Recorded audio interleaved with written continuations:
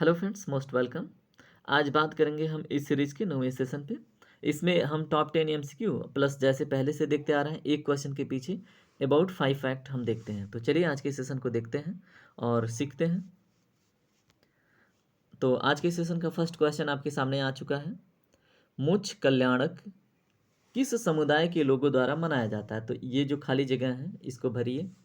हिंदू, जैन, सिख, ईसाई। तो इसमें ऑप्शन नंबर बी सही जवाब है, यानी कि जैन समुदाय के लोगों के द्वारा मोक्ष कल्याणक मनाया जाता है। ठीक है, मोक्ष कल्याणक किनके मुक्ति दिवस के रूप में मनाया जाता है? तो महावीर जैन के।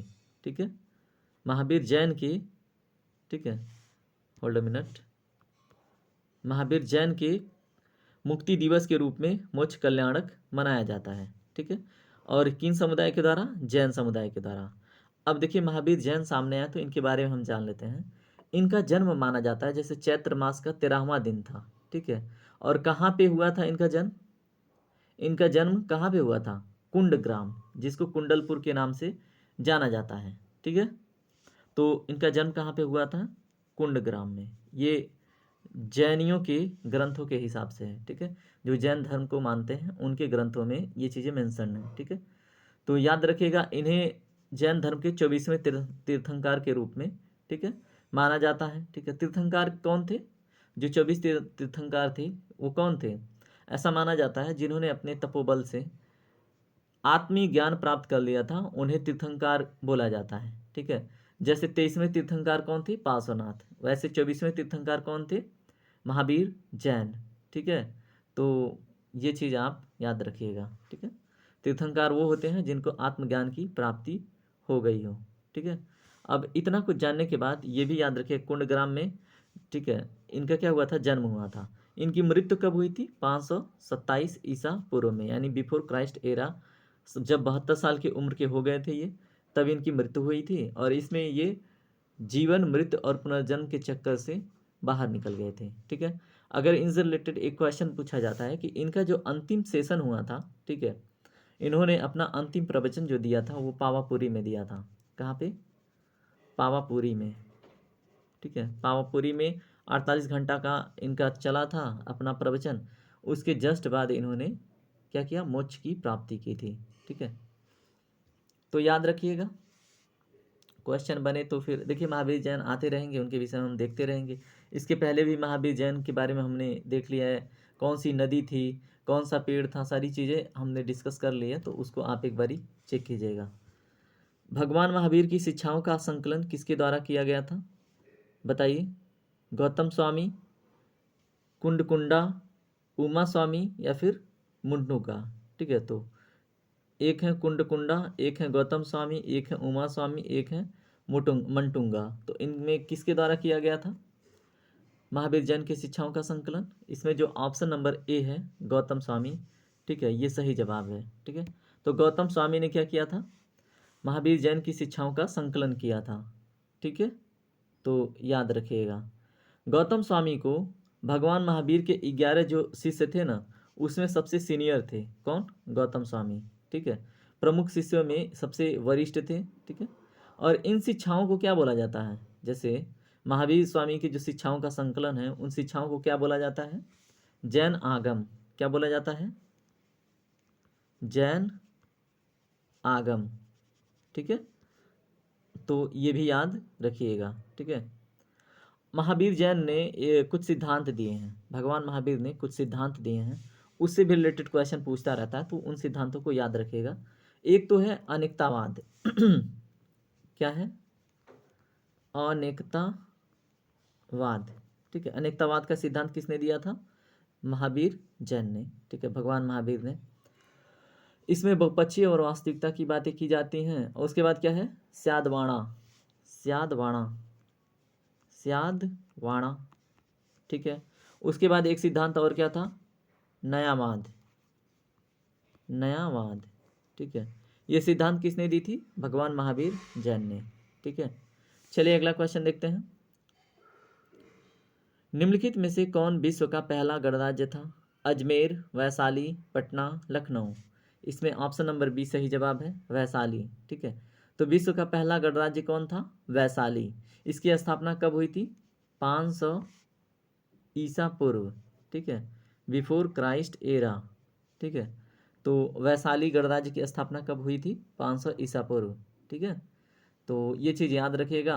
वैशाली अपने सफल जमीनी लोकतंत्र के लिए बड़ा फेमस था, ठीक है, प्रसिद्ध था, जाना जाता था।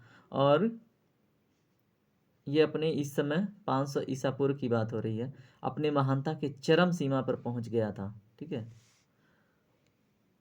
चलिए अगला देखिए क्या है। वाल्मीकि नगर राष्ट्रीय उद्यान किस जिले में स्थित है? बताइए। पश्चिमी चंपारण, सारण, वैशाली, भागलपुर। इसका सही जवाब है ऑप्शन नंबर ए, यानी कि पश्चिमी चंपारण में, ठीक है। तो वाल्मीकि नगर राष्ट्रीय उद्यान को टाइगर रिजर्व का भी दर्जा मिल चुका है, ठीक है। कब मिला आप कमेंट सेक्शन में बताइएगा, ठीक है। अब जैसे भी हो आप बताइएगा इसको टाइगर रिजर्व की जो मतलब दर्जा मिला है तो कब मिला, ठीक है। चलिए अगला क्वेश्चन देखते हैं। बिहार का कौन सा कृषि जलवायु क्षेत्र सूखा प्रवण है? बताइए। यहाँ पे जोन की बात हो रही है, तो कौन से जोन में सूखा बहुत अधिक होता है, पड़ता है, बताइए। Zone 2, zone 3B, zone 1, zone 3। तो इसका ऑप्शन नंबर डी सही है, जोन 3, ठीक है। तो कृषि जलवायु क्षेत्र सूखा प्रवण है कौन सा? जोन 3। अब जोन 3 में कौन कौन से डिस्ट्रिक्ट आते हैं, क्वेश्चन आपसे ये बन सकता है, तो उन्हें याद रखिएगा। कौन कौन से? देखिए अगर हम बात करें इसकी स्थिति का है, अगर ये गंगा नदी है, ठीक है, तो अगर ये साउथ वाला हिस्सा है तो इधर है जोन 3, ठीक है। तो गंगा नदी के दक्षिण में स्थित है जोन 3, और इसमें कौन कौन से डिस्ट्रिक्ट हैं यहाँ पे देखिए, ठीक है। कौन से डिस्ट्रिक्ट हैं? शेखपुरा,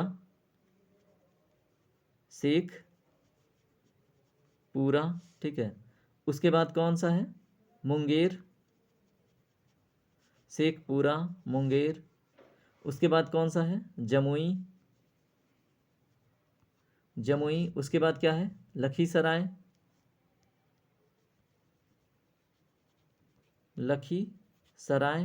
उसके बाद कौन सा है? भागलपुर और बांका, ठीक है।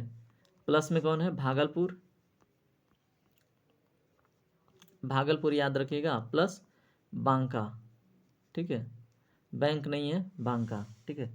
तो ये क्या है? जोन 3 में आने वाले डिस्ट्रिक्ट हैं, ठीक है। और ये क्या है?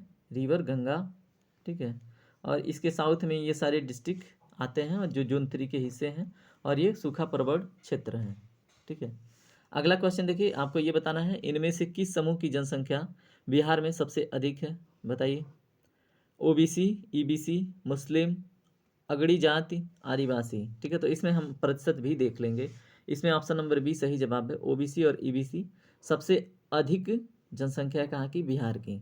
तो ओबीसी का फुल फॉर्म क्या होता है? अदर बैकवर्ड कैटेगरी, और ईबीसी का फुल फॉर्म होता है एक्सट्रीमली बैकवर्ड कैटेगरी, ठीक है। तो अगर इसकी टोटल परसेंटेज की बात करें तो ये टोटल कितने हैं बिहार में? 51%, ठीक है। ओबीसी और ईबीसी की संख्या कितनी है? 51%, ठीक है। तो ये भी याद रखिएगा। तो यहाँ पे देखिए ओबीसी में यादव आते हैं, कुशवाहा आते हैं, कुशवाहा जिनको कोरी बोलते हैं, कुर्मी लोग शामिल होते हैं, है ना। और ईबीसी में मुख्य रूप से हिंदू जातियाँ और कुछ मुस्लिम जातियों को भी इसमें इंक्लूड किया जाता है। किसमें? ईबीसी में कुछ हिंदू और कुछ मुस्लिम, ठीक है, एक्सट्रीम अदर बैकवर्ड कैटेगरी में, ठीक है। तो ये भी आप याद रखिएगा, ओके। अगर इसके बारे में और बात करें, ठीक है, तो यहाँ पे कुछ मुस्लिम जातियाँ भी ईबीसी श्रेणी में आती हैं, हमने देख लिया। मुसलमानों में राज्य की जो आबादी है, ठीक है, मुस्लिम कितनी आबादी है बिहार में? तो ये लगभग है 16.9%, ठीक है। 16.9% मुस्लिमों की आबादी है कहाँ पे? ईबीसी कैटेगरी के अंतर्गत, ठीक है, कहाँ पे? बिहार में, ओके। अगर हम बात करें क्या अगड़ी जाति में, जैसे अगड़ी जाति है ना, तो इसकी प्रतिशत क्या है राज्य में? तो 15%, ठीक है। तो ये भी याद रखिएगा। अगर एसटी की बात करें, ठीक है, आदिवासियों की, तो इनकी संख्या बहुत कम है, कितनी है? 1.3%, 1.3%। उसके बाद अगर हम बात करें क्या, अनुसूचित जाति, जो राज्य की जनसंख्या का कितना है? अनुसूचित जाति जिसको हम बोलते हैं क्या? एससी, ठीक है। तो एससी की जो संख्या है वो है लगभग 16%, ठीक है।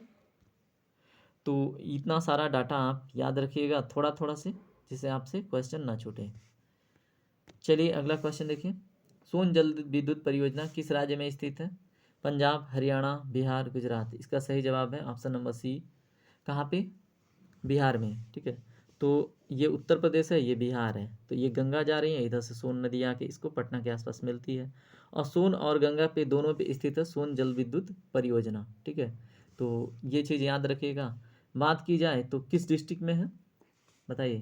पहली बात तो ये गंगा के बेसिन में है, ऊपर से ये किस डिस्ट्रिक्ट में है, रोहतास। ठीक है, रोहतास डिस्ट्रिक्ट में क्या है, सोन जल विद्युत परियोजना। अगला क्वेश्चन देखते हैं, मगधी भाषा की पहली फिल्म किस वर्ष प्रदर्शित हुई थी, बताइए। 2001, 1961, 1988, 1996। इसका सही जवाब है बी, 1961 में। ठीक है, उस मूवी का क्या नाम था, उस फिल्म का जो पहली मगधी फिल्म थी उसका नाम था भैया। ठीक है, क्या नाम था, भैया। ठीक है, तो पहली मगधी भाषा की फिल्म है। चलिए इसमें हम आगे बढ़ते हैं, देखते हैं अगला क्वेश्चन। बिहार के पहले मुस्लिम मुख्यमंत्री कौन थे, अबुल महसीन, मुहसिन मोहम्मद सज्जाद, शाहनवाज हुसैन, अब्दुल गफूर, जाकिर हुसैन। इसका सही जवाब है ऑप्शन नंबर सी, कौन, अब्दुल गफूर। ठीक है, तो याद रखिएगा कि पहले मुस्लिम मुख्यमंत्री थे, और जब कांग्रेस गवर्नमेंट थी ना राजीव गांधी के समय में, ये कैबिनेट मंत्री भी थे। अब्दुल गफूर क्या थे, कैबिनेट मंत्री। ठीक है, कब, जब राजीव गांधी की गवर्नमेंट थी। ठीक है, तो इसको भी याद रखिएगा। ठीक है, ये बिहार के पहले मुस्लिम मुख्यमंत्री थे, और भारतीय स्वतंत्रता सेनानी और राजनीतिज्ञ भी ये थे। ठीक है, तो ठीक है, चलिए अगला क्वेश्चन देखते हैं। पंचायत के सदस्यों को क्या कहा जाता है, पंच, सरपंच, पटवारी, लेखपाल। पंचायत के सदस्यों को पंच कहा जाता है। 73rd कॉन्स्टिट्यूशनल अमेंडमेंट याद रखिएगा, 1992 का। ठीक है, आर्टिकल यहाँ देखिए पंचायत है यानी विलेज। ठीक है, तो आर्टिकल 40 भी याद रखिएगा। ठीक है, अगला क्वेश्चन देखिए। ओ सेशन यहीं पे कंप्लीट होता है दोस्तों। अगर सेशन पसंद आए तो लाइक कीजिए, कमेंट कीजिए, शेयर कीजिए, सब्सक्राइब करके हमसे जुड़ जाइए। थैंक यू वेरी मच, आपका दिन शुभ हो, bye bye, take care, Radhe Radhe.